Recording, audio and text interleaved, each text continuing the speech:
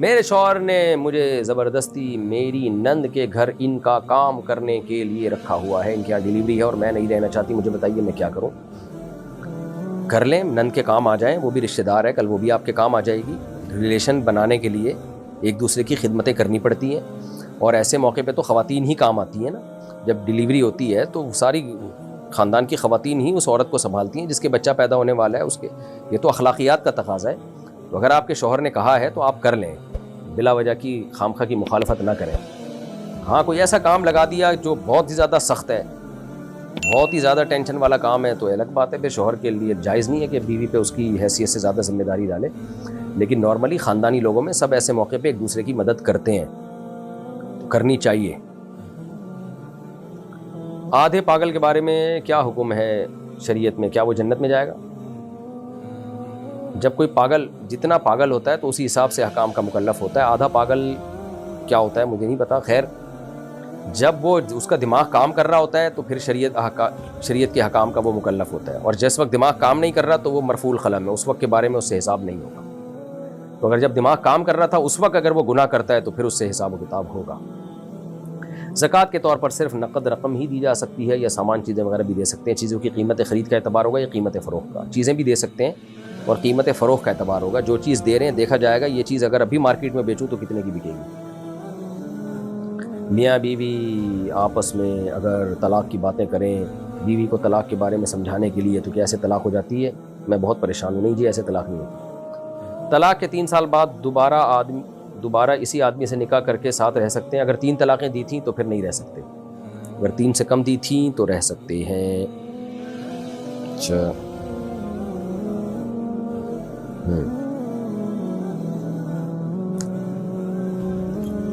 وتر کی تیسری رکعت میں سورت پڑھنے کے بعد درود شریف پڑھ سکتے ہیں؟ وتر کی تیسری رکعت میں دعائے قنوت پڑھنا سنت مؤکدہ ہے۔ سنت مؤکدہ کا مطلب ہے کہ اس کو چھوڑ دینا حرج ہے، گناہ کا ذریعہ بن سکتی ہے یہ چیز، اس کی شریعت میں تاکید ہے۔ وتر کی تیسری رکعت میں سورت پڑھنے کے بعد درود شریف پڑھ سکتے ہیں۔ وتر کی تیسری رکعت میں دعائے قنوت پڑھنا سنت مؤکدہ ہے، سنت مؤکدہ کو چھوڑنا ٹھیک نہیں ہے، تو اس لیے دعائے قنوت سیکھیں۔ ہاں جب تک نہیں سیکھ پاتے یا مشکل ہو رہا ہے، بہت بعض لوگوں کی بڑی عمر ہو جاتی ہے پھر ان کی زبان پہ الفاظ ہی نہیں چڑھتے، تو پھر کوئی بھی دعا پڑھ سکتے ہیں، تو چونکہ درود شریف بھی ایک دعا ہے تو وہ بھی پڑھ سکتے ہیں۔ پھر اگر جماعت سے نماز پڑھتے ہوئے بیچ میں وضو ٹوٹ جائے تو باہر کیسے نکلیں؟ پیچھے کافی لوگ ہوتے ہیں، ان کی نماز میں خلل آئے گا۔ کوئی بات نہیں، آنے دیں خلل، آپ نکل جائیں، کھڑے رہنا وہاں جائز نہیں ہے۔ کیا زکوٰۃ ایڈوانس میں دے سکتے ہیں؟ جی ہاں، ایڈوانس میں زکوٰۃ دے سکتے ہیں۔ کچھ دنوں پہلے ہمارے والد صاحب کو سینے میں درد ہوا، ہم سمجھے کہ گیس کا درد ہے، جو کہ ان کو پہلے بھی ہوتا رہتا تھا۔ ہم نے ساری کوششیں کی، پھر ہم ان کو ڈاکٹر کے پاس لے کر جانے لگے تو ان کا انتقال گھر پر ہی ہو گیا، اللہ تعالیٰ مغفرت فرمائے بھائی۔ ڈاکٹر نے کہا کہ ان کے اندر زندگی کی کوئی آثار نہیں ہے۔ اب ہمارے بعض رشتہ دار ہمیں کہتے ہیں کہ تم لوگوں نے اپنے ابو کے ساتھ زیادتی کی اور اگر جلدی لے جاتے تو ابو بچ جاتے، اس کا کفارہ کیا ہوگا؟ کوئی بھی اپنے باپ کو نہیں مارنا چاہتا، رشتہ دار منفی باتیں کر کر کے غم بڑھاتے ہیں، ایسے رشتہ داروں کو بولو خدا کے عذاب سے ڈرو۔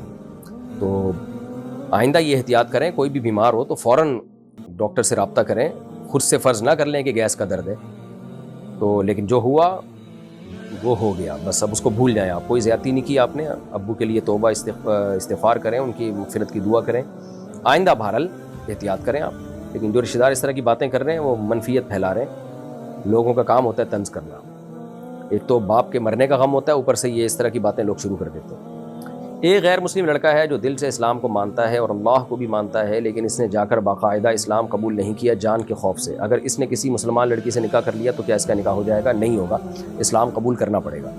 ہاں پبلک کے سامنے اسلام اگر قبول نہیں کر رہا ڈر کی وجہ سے تو اکیلے میں کر لے، لیکن یہ الفاظ اس کو زبان سے کہنے پڑیں گے کہ اللہ میں نے اپنا ہندو مذہب چھوڑ دیا اور میں اب اسلام میں داخل ہو چکا ہوں۔ صرف یہ مان لینا کہ واقعی اللہ کے نبی سچے نبی ہیں اور دل میں یقین ہو جانا کہ اسلام سچا مذہب ہے، یہ یقین ہونا کافی نہیں ہے۔ اقرار باللسان، زبان سے اقرار اور دل سے تصدیق، یہ بھی ضروری ہے، ایمان کے ارکان میں سے ہے۔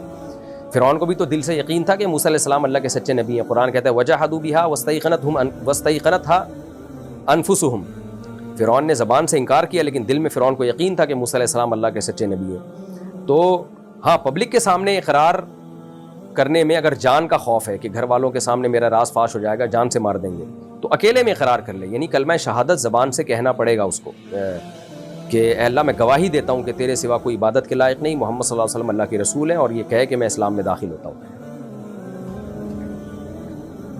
تو اگر یہ الفاظ کہے تھے، بے شک چھپ کے کہے ہوں، اللہ سے کہے ہوں، تو پھر وہ اسلام میں داخل ہو گیا اور اس کا نکاح درست ہے۔ مفتی صاحب میں جب بھی اللہ کو یاد کرتا ہوں، شیطان کوئی نہ کوئی رکاوٹ ڈال دیتا ہے، نماز پڑھنا بھی مشکل ہو جاتی ہے، نماز پڑھنا شروع کرتا ہوں تو کسی نہ کسی انسان کا چہرہ آتا رہتا ہے، جب اللہ کو یاد کرتا ہوں تب بھی کسی انسان کا چہرہ آ جاتا ہے۔ براہ مہربانی اس کا حل بتائیں۔ اس کا حل یہی ہے کہ آنے دیں چہرہ، اس چہرے کو ہٹانے کی کوشش نہ کریں۔ آپ کو ذمہ اللہ نے جو شریعت نے جو کام لگایا، آپ اس کام کو فوکس کریں، نماز پڑھیں، روزہ رکھیں، زکوٰۃ دیں، جو چہرے آتے رہیں آنے دیں، اس سے کوئی ٹینشن لینے کا نہیں ہے۔ محمد تسلیم اختر انڈیا سے، شریعت میں بیوی کو کس بات پر مارنے کی اجازت ہے اور کہاں پر اور کتنا؟ اس پر میں تفصیلی بیان کر چکا ہوں کہ کن صورتوں میں شریعت نے بیوی پر ہاتھ اٹھانے کی اجازت دی ہے۔ کیونکہ یہ بہت پیچیدہ ٹاپک ہے، اس پہ میں نے ادھوری بات کی تو لوگ اس کا ناجائز فائدہ اٹھانا شروع کر دیتے ہیں، بیویوں پہ ظلم کرنا شروع کر دیتے ہیں۔ اسلام میں بیوی پہ ہاتھ اٹھانے کو اچھا عمل نہیں سمجھا گیا ہے۔ نبی صلی اللہ علیہ وسلم نے پوری زندگی کبھی اپنی کسی زوجہ پہ ہاتھ نہیں اٹھایا، حالانکہ آپ کی 9 بیویاں تھیں ایک وقت میں، پھر بھی کبھی ہاتھ نہیں اٹھایا۔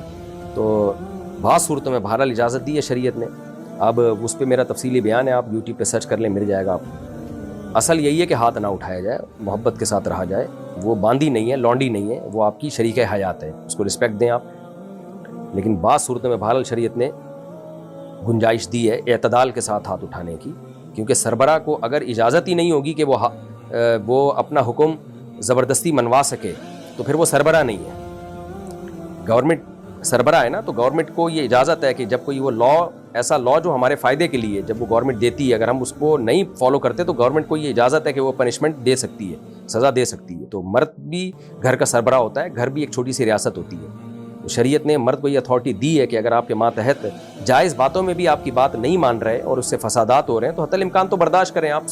سب گھروں میں سب کچھ اونچ نیچ چلتی ہے، لیکن ایک وقت آتا ہے اس میں شریعت نے پھر اجازت دی ہے، مرد کو یہ اتھارٹی دی ہے، وہ اعتدال کے ساتھ ہاتھ اٹھا سکتا ہے۔ تو اس پر میرا تفصیلی بیان ہے، آپ وہ سن لیں۔ اور ایسے پرسنل لائیت کے مسائل چینل پہ نہ پوچھا کریں، کیونکہ میں جب بتاؤں گا تو اس سے جو پہلے ہی سے ظالم جابر مرد ہیں نا، جو بد اخلاق ہیں، وہ جری ہو جاتے ہیں اپنی بے گناہ عورتوں پہ اور ظلم بڑھ جاتا ہے۔ کچھ مرد ویسے ہی جنگلی ہوتے ہیں، وہ گاؤں دیہاتوں میں بہت اس طرح بعض علاقوں میں ظلم ہوتا ہے، کوٹتے ہیں ڈنڈوں سے بلا وجہ ذرا ذرا سی باتوں پہ، تو وہ اور جری ہو جاتے ہیں پھر ان چیزوں سے۔ تو ایسے موقع پہ اپنے حالات بیان کر کے کسی مفتی سے اپنے پرسنل حالات کہ بھئی میری بیوی کے یہ حالات ہیں، تو ایسی صورت میں کیا شریعت مجھے اجازت دیتی ہے کہ اس پہ میں سختی کر سکتا ہوں؟ تو پرسنل اپنے حالات کال کر کے یا کسی کو بتا کے، جو ماہر مفتی ہو اس کو بتا کے اس سے شرعی حکم پوچھنا چاہیے، کیونکہ ہر ایک کے حالات دوسرے سے مختلف ہوتے ہیں۔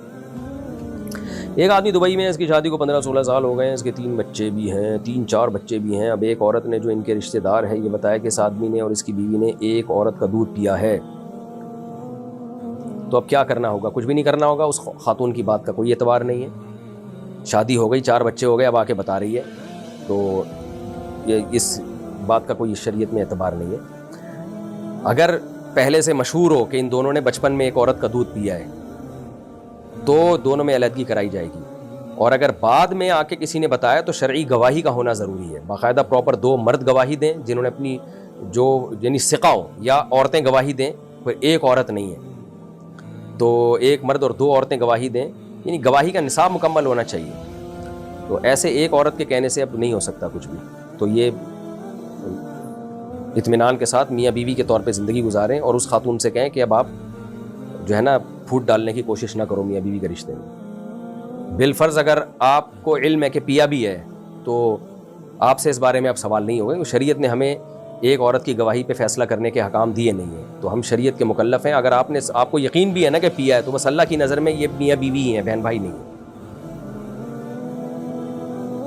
قاری صاحب کا بچوں کو مارنا جائز ہے یا نہیں؟ جائز نہیں ہے، اس زمانے میں بالکل ناجائز ہے، ہاتھ لگانا بھی جائز نہیں ہے۔ اس میں تفصیلی کلپ ریکارڈ کروا چکا ہوں، وہ میں نے کسی کے ذمہ لگا دی ہے کہ وہ چلا بھی دیں، اس زمانے میں بالکل اجازت نہیں ہے۔ جعفر اقبال ہنگو سے، پیسے جمع کر کے کرکٹ ٹورنامنٹ کرنا کیسا ہے؟ جائز ہے، لیکن جوا جائز نہیں ہے۔ ہوتا یہ کہ پیسے جمع کر کے کھیلتے ہیں تو جو ٹیم جیت جاتی ہے سارے اس کو دے دیتے ہیں، تو یہ جوا۔ بغیر نیت کے بیوی کو مہر دینے سے مہر ادا ہو جائے گا یا پھر اسے دینا ہوگا؟ بغیر نیت کے بھی مہر ادا نہیں ہوتا، اور بیوی کو بتائے بغیر دینے سے بھی ادا نہیں ہوتا۔ آپ بتائیں گے کہ مہر کی رقم دے رہا ہوں اور وہ ایز اے مہر ایکسیپٹ کرے گی تو وہ ادا ہوگا، ورنہ تو ہر آدمی بیوی کو جیب خرچی تو دے رہا ہوتا ہے، مرنے سے پہلے بولے کہ بیگم میں نے جتنی پاکٹ منی دی تھی وہ سارا مہر ہو گیا، بیگم بولے گی ہم تو مہر سمجھ کے نہیں لیتے رہے اس کو۔ تو جب مہر دیا جائے اس کو بیوی کو بتایا جائے کہ بیگم میرے ذمے جو مہر کی رقم تھی یہ میں دے رہا ہوں اور اب مہر ختم ہو گیا۔ تو جب تک یہ اس طرح وضاحت نہیں کرے گا وہ رقم مہر نہیں کہلائے گی، وہ غریبی کہلائے گی۔ کیا بہنوئی اور سالی اور گھر والی ایک ہی کمرے میں سو سکتے ہیں، ایک ہی کمرے میں رہ سکتے ہیں؟ نہیں رہ سکتے۔ سالی کا پردہ ہے بہنوئی سے، جائز نہیں ایک ساتھ رہنا۔ اگر زکوٰۃ 7.5 تولے سونے پر ہے تو اس دور میں 5,000 روپے تولہ سونا تھا اور اب تقریباً 3 لاکھ روپے تولہ ہے، تو اس پر تھوڑی روشنی ڈالیے۔ روشنی کس پہ ڈالنی ہے؟ آپ نے تو رپورٹ پیش کی ہے کہ اس وقت ایسا تھا اب ایسا ہے۔ آپ شاید اس پہ روشنی ڈالنا چاہ رہے ہیں کہ 5,000 روپے تولہ سونا تھا اور اس وقت آپ نے زکوٰۃ نہیں دی، اور اب پرانی زکوٰۃ دینا چاہتے ہیں تو کس قیمت پہ دیں گے؟ تو اگر خالی سونا ہی تھا آپ کے پاس اور 1 روپیہ بھی نہیں تھا تو سونے کی موجودہ ویلیو پہ آپ زکوٰۃ دیں گے، اور اگر سونے کے ساتھ کچھ رقم تھی تو پھر سونے کا نصاب نہیں دیکھا جاتا، 52.5 تولے چاندی کی قیمت دیکھی جاتی ہے، تو پھر قیمت کے حساب سے دیں گے، یعنی اس وقت سونے کی جو قیمت تھی وہ کم تھی تو اسی قیمت کا 2.5% دینا پڑے گا آج آپ۔ میں نو مسلم ہوں، 6 سال پہلے مسلمان ہوا تھا تو ترنت نماز فرض ہو گئی تھی۔ ترنت بولے تو فوراً۔ 1 سال مجھے نماز سیکھنے میں لگ گیا تھا، تو کیا مجھے قضائے عمری پڑھنی پڑے گی؟ بہت ٹینشن میں ہوں۔ اگر آپ نے نمازیں پڑھی ہیں تو پھر قضائے عمری پڑھنے کی ضرورت نہیں ہے۔ جو سیکھنے میں ٹائم لگا تو جس طرح بس ارکان بھی اگر ادا ہو گئے تھے نا، جیسے آپ کو سورہ فاتحہ نہیں آتی تھی لیکن آپ سورہ فاتحہ سیکھ رہے تھے اور جتنی سیکھتے تھے اتنی پڑھ لیتے تھے، قیام کر لیتے تھے، رکوع کر لیتے تھے، 2 سجدے، جو یعنی جو ارکان ہوتے ہیں نماز کے بیسک ارکان، تو آپ کی نماز ہو گئی۔ غیر مسلم جب مسلمان ہوتا ہے نا تو جتنا ٹائم اس کو سیکھنے میں لگتا ہے تو وہ سیکھنے والا ٹائم میں شرعاً وہ معذور ہوتا ہے، تو وہ پھر اس کی نماز ہو جاتی ہے۔ البتہ رکعتیں اور سجدے پورے ہونے چاہیے، یہ ضروری ہے۔ اگر رکعتیں بھی پوری نہیں تھیں، کیونکہ رکعتیں سیکھنے میں تو ٹائم نہیں لگتا نا، جیسے فجر کے 2 فرض پڑھنے ہیں آپ نے، 2 رکعتیں پڑھنی ہیں، تو اب 2 رکعتیں اور ہر رکعت میں 2 سجدے تو کرنے ہی پڑیں گے۔ سیکھنے میں ٹائم لگتا ہے، تحیات کو سیکھنے میں اور سورہ فاتحہ اور قرآن کی کوئی سورت کو سیکھنے میں ٹائم لگتا ہے۔ تو اس سیکھنے میں جو ٹائم لگا تو اس میں جس طرح بھی آپ نے پڑھ لی آپ کی نماز ادا ہو گئی ہے۔ تو جو نمازیں پڑھ لی ہیں جیسے تیسے بھی پڑھی ہوں ان کو لوٹانے کی ضرورت نہیں ہے، جو پڑھی نہیں سرے سے تو وہ تو بہرحال آپ کے ذمہ ہے، پھر اس پہ توبہ استغفار بھی ضروری ہے۔ جب بھی کوئی غیر مسلم مسلمان ہوتا ہے نا تو اس کو نماز میں کتنا حصہ سکھا دینا چاہیے فوراً، یہ خوب سمجھ لیں۔ جیسے اسلام میں داخل ہو اس کو سب سے پہلے جو نماز کا ٹائم ہو، جیسے کوئی غیر مسلم عصر کے ٹائم پہ مسلمان ہوا ہے تو اس کو فوراً بتا دیں بھائی اب عصر کی نماز آپ نے پڑھنی ہے۔ تو کیسے پڑھنی ہے؟ ظاہر ہے اس کو تو نہیں آتی، اس کو وضو کرا دیں، بھائی اس طرح سے وضو کرنا ہے، اور یہ بتا دیں عصر کی 4 رکعتیں ہوتی ہیں، اور 4 رکعتوں میں کیا ہے؟ قیام ہے، رکوع ہے، سجدہ ہے، 2 سجدے ہیں، اس طرح سے اتنا بھی، یعنی اللہ اکبر کہہ کے نیت باندھ لے اور پھر اس طرح سے نماز پڑھ لے۔ ہاں ٹائم اس کو لگے گا سورہ فاتحہ سیکھنے میں، تو سب سے پہلے جو چیز غیر مسلم کو یاد کرائی جائے گی وہ ہے سورہ فاتحہ۔ جیسے ہی سورہ فاتحہ یاد ہو جائے تو پھر اس کو مختصر سی کوئی قرآن کی سورت، انا اعطیناک الکوثر فصلی لربک وانحر ان شانئک هو الابتر، یہ یاد کرا دیں، یا قل هو اللہ احد یاد کرا دیں۔ اور تیسرے نمبر پہ سب سے پہلے اس کو التحیات یاد کرا دیں، التحیات للہ والصلوات والطیبات، السلام علیک ایھا النبی ورحمۃ اللہ وبرکاتہ، السلام علینا وعلی عباد اللہ الصالحین، اشہد ان لا الہ الا اللہ واشہد ان محمدا عبدہ ورسولہ، یہ یاد کرا دیں۔ اور تکبیر تحریمہ یعنی نماز کی نیت باندھنی اللہ اکبر کہہ کے، اور نماز ختم کرنی ہے السلام علیکم ورحمۃ اللہ، اتنا اس کو آ گئی نا تو بس فرض ادا ہو جائے گا اس کا۔ پھر بے شک رکوع سجدے کی تسبیحات نہ بھی پڑھے تو نماز ہو جاتی ہے اس سے، رکوع سجدے کی تسبیحات سیکھتا رہے گا آرام سے، سبحان ربی العظیم، سبحان ربی الاعلیٰ، تو نماز کا جو ایک ڈھانچہ قائم ہو جاتا ہے نا وہ اتنا سیکھنے سے بھی ہو جاتا ہے۔ تو جب بھی کوئی غیر مسلم مسلمان ہو آپ نے کیا سکھانا ہے؟ سب سے پہلے اس کو کہنا ہے بھائی ابھی والی نماز پڑھو، وضو کرا دیں، بہتر تو یہ غسل کرا دیں اس کو۔ سنت یہی ہے کہ نبی صلی اللہ علیہ وسلم جب کوئی غیر مسلم مسلمان ہوتا تھا غسل کا حکم دیتے تھے، تو اگر حالت جنابت میں ہے تو پھر تو غسل فرض ہے، تو غسل کرا دیا اس کو، اور فوراً بولا بھائی آپ نے اب وقتی نماز پڑھنی ہے کیونکہ نماز قضا نہ ہو۔ کیسے پڑھے گا؟ آپ بتا دیں بھائی عصر کی نماز ہے 4 فرض پڑھ لو، بھائی مجھے تو فاتحہ نہیں آتی، کوئی بات نہیں، فاتحہ سیکھتے رہنا، ابھی صرف ایسے کر لو، اللہ اکبر کہہ کے نیت باندھ کے کھڑے ہو جاؤ۔ اگر جماعت کی نماز ہو رہی ہے تو جماعت میں شامل کر لیں اس کو، پھر تو بولے بھائی بس اللہ اکبر کہہ کے پیچھے کھڑے ہو جاؤ اور امام جو کچھ کر رہے ہیں آپ اس کے ساتھ ساتھ کرتے رہو۔ اللہ اکبر کہہ کے نیت باندھنا ہے اور السلام علیکم ورحمۃ اللہ کہہ کے نماز ختم کرنی ہے. یہ 2 لفظ تو فوراً سکھا دیں, اور پھر تیسرے نمبر پہ سورہ فاتحہ سکھا دیں اس کو, اور قل اللہ احد سکھا دیں اور التحیات سکھا دیں. تو ساری زندگی اتنی بھی پڑھتے رہے گا نا تو نماز اس کی ہو جائے گی. انڈیا سے کسی نے پوچھا ہے کسی کے دل میں محبت کیسے ڈالیں, کوئی وظیفہ یا قرآن کی کوئی صورت ہے تو پلیز بتا دیں. حلال محبت دل میں ڈالنی ہو تو اس کے لیے دعا ہے. حلال محبت سمجھ شوہر کی محبت دل میں ڈالنی ہے کہ شوہر مجھ سے محبت کرے, باپ مجھ سے محبت کرے, ماں مجھ سے محبت کرے. گرل فرینڈ بوائے فرینڈ کی محبت کے لیے وظیفے پڑھنا حرام ہے, ناجائز ہے. تو شوہر کے لیے جائز ہے. یا بیوی محبت نہیں کرتی شوہر سے تو شوہر تو کوئی وظیفہ کچھ بس دعا مانگے اللہ سے, بہتر تو یہی ہے. تو یہی ہے بس. اگر سسرال میں رہنے میں مسئلے مسائل ہو رہے ہوں اور الگ رہنے کی یا مسائل حل ہونے کی کوئی صورت بینا نظر آ رہی ہو تو کیا کرنا چاہیے؟ کن صورتوں میں طلاق کی طرف جانا چاہیے, کن صورتوں میں کمپرومائز کرنا چاہیے, کیا سوچ کر صبر کرنا چاہیے؟ ہر صورت میں کمپرومائز کرنا چاہیے, صرف ایک صورت میں کمپرومائز نہیں کرنا چاہیے کہ بالکل ہی اتنا زیادہ حالات خراب ہو جائیں کہ حدود اللہ پہ قائم رہنا مشکل ہو, ایک دوسرے کو مار دھاڑ شروع ہو جائے, ڈپریشن میں جانا شروع ہو جائیں, ڈپریشن کی گولیاں شروع ہو جائیں. یہ حالت اگر ہو گئی ہے تو پھر الگ گھر لینا چاہیے, وہ بھی نہ ہو تو پھر علیحدگی کی طرف جانا چاہیے. جب تک ایسی کنڈیشن نہ ہو تو کمپرومائز ہی کرنا چاہیے. جب بچے بڑے ہو جاتے ہیں نا, میاں بیوی کے جھگڑے ختم ہو جاتے ہیں. شروع میں سب کے یہاں جھگڑے ہی ہوتے ہیں آج کل, تو اس لیے کمپرومائز ہی کرنا چاہیے, علیحدگی کی طرف نہ جائیں. علیحدگی کی صورت میں مسائل اور کم نہیں ہوتے, بڑھ جاتے ہیں مسائل. کیا بہن بھائی ایک دوسرے کو زکوٰۃ دے سکتے ہیں؟ جی دے سکتے ہیں اگر غریب ہیں. روزانہ 160 کلومیٹر سفر کرنا ہو تو نماز کیسے ہوگی؟ اگر شہر سے باہر نکل کے 160 کلومیٹر جانا ہے تو 78 کلومیٹر جانا کا ارادہ ہو تو سفر مسافر کہلاتا ہے ایسا آدمی. تو 160 تو 78 سے زیادہ ہے. تو جیسے ہی اپنے شہر سے باہر نکلیں تو آپ 4 کے بجائے 2 رکعت پڑھنا شروع کر دیں, لیکن مغرب کی نماز اور وتر پورے ہوں گے.